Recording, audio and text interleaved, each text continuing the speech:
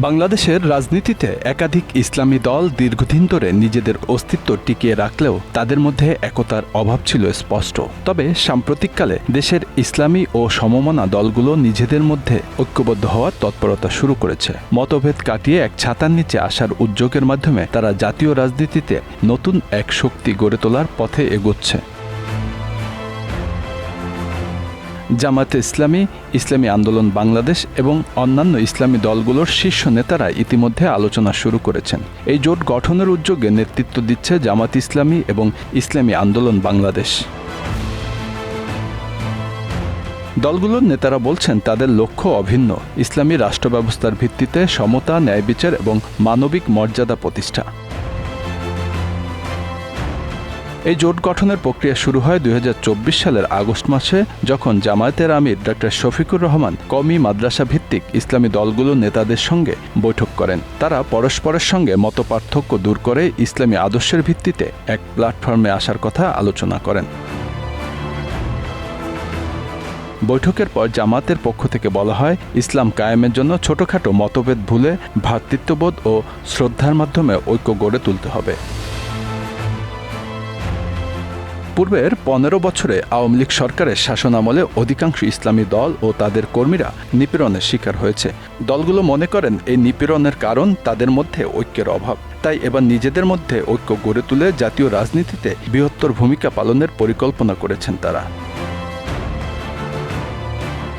ইসলামী আন্দোলনের মহাসচিব অধ্যক্ষ ইউনুস আহমদ সাংবাদিকদের বলেন, আমরা সম্মিলিতভাবে বাংলাদেশে কোরআন ও সুন্নাহর আলোকে সাম্য ও ন্যায় বিচার প্রতিষ্ঠা করতে চাই।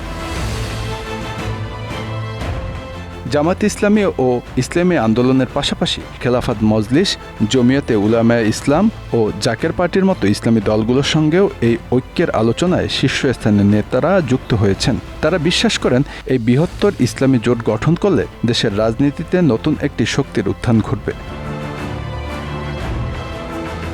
খেলাফত মজলিসের যুগ্ম মহাসচিব মুনতাসির আলী সাংবাদিকদের জানান, তারা একসঙ্গে রাজনীতি করতে পারলে দেশের জনগণের ভাগ্য পরিবর্তন হবে। তাদের নিজেদের মধ্যে আলোচনা শুরু হয়েছে, শিগগিরই ঐক্য প্রতিষ্ঠিত হবে বলেও জানান তারা। তবে এই ঐক্য কতটা কার্যকর হবে তা নির্ভর করছে দলগুলোর মধ্যে মতভেদের সমাধান এবং দেশের সামগ্রিক রাজনৈতিক পরিস্থিতির উপর। ইতিমধ্যেই জামায়াতে ইসলামী ও ইসলামী আন্দোলন সহ অন্যান্য দলগুলো জানিয়ে দিয়েছে, তারা আওয়ামী লীগ ও ১৪ দলীয় জোটের সঙ্গে কোনো ধরনের আলোচনা করবে না। ইসলামী দলগুলো মনে করে তাদের ঐক্য প্রতিষ্ঠিত হলে জনগণের সমর্থন পেতে তারা সক্ষম হবে। দীর্ঘদিন ধরে চলা রাজনীতির অনাচার ও দুঃশাসনের বিরুদ্ধে ইসলামী দলগুলোর একসঙ্গে দাঁড়াতে পারলে দেশের রাজনৈতিক ভারসাম্য পাল্টে যেতে পারে। বাংলাদেশের রাজনৈতিক পরিমণ্ডলে ইসলামী ও সমমনা দলগুলোর ঐক্য কেবলই সময়ের ব্যাপার। তবে সময় বলবে এই ঐক্য কতটা দীর্ঘস্থায়ী এবং কার্যকর হবে। আগামী দিনে বাংলাদেশের রাজনীতিতে নতুন শক্তি হিসেবে এই ইসলামী জোট কতটা প্রভাব ফেলতে পারে তাও দেখার অপেক্ষায় রাজনৈতিক বিশ্লেষকরা। Bangla affairs, news desk.